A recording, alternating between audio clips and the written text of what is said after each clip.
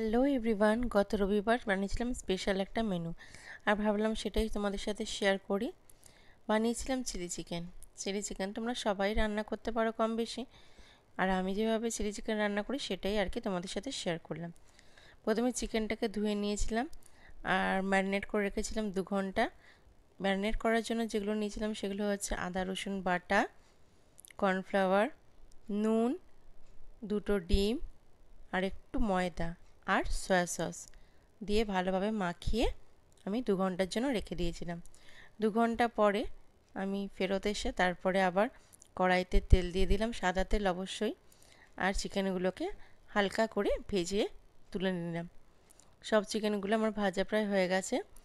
আর গ্রেভির জন্য আমি নিয়েছিলাম 2টো বড় সাইজের পেঁয়াজ, 2টো ক্যাপসিকাম আর একটু আদা আর রসুন কুচি, সেটাকে আমি থেতো করে নিয়েছিলাম। ঝালের জন্য আমি কাঁচা লঙ্কাটা পেস্ট করে নিই। তোমরা চাইলে যারা ঝাল খেতে পছন্দ করো তারা কাঁচা লঙ্কা দিতে পারো। আমি এখানে কাঁচা লঙ্কাকে চিড়ে দিয়েছিলাম জাস্ট আর কি গন্ধটার জন্য। এরপর আমি নিয়েছিলাম সয়া সস, চিলি সস আর টমেটো সস, সবই পরিমাণ মতো।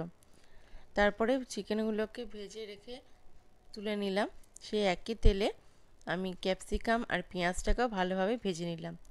তারপর দিয়ে দিলাম নুন, হলুদ আর গোলমরিচ গুঁড়ো দিয়ে ভালোভাবে ভেজে নিচ্ছি ক্যাপসিকাম আর পেঁয়াজগুলোকে। নুনটা তোমরা দেখে দিও, কারণ সয়া সসে তো নুন থাকে, তাই বুঝে শুনে নুনটা দিও। এরপর ভালোভাবে সসগুলো দিয়ে আরেকবার নেড়ে নিলাম, চিলি সস, সয়া সস আর টমেটো সস।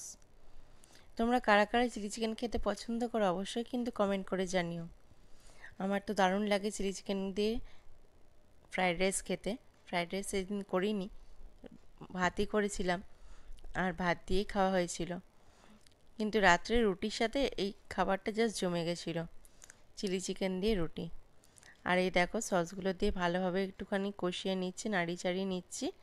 তারপরে দিয়ে দেব ভেজে রাখা চিকেনগুলো, দিয়ে আবারও ভালোভাবে চিকেনের সাথে গ্রেভিটাকে ভালোভাবে মিশিয়ে নেব।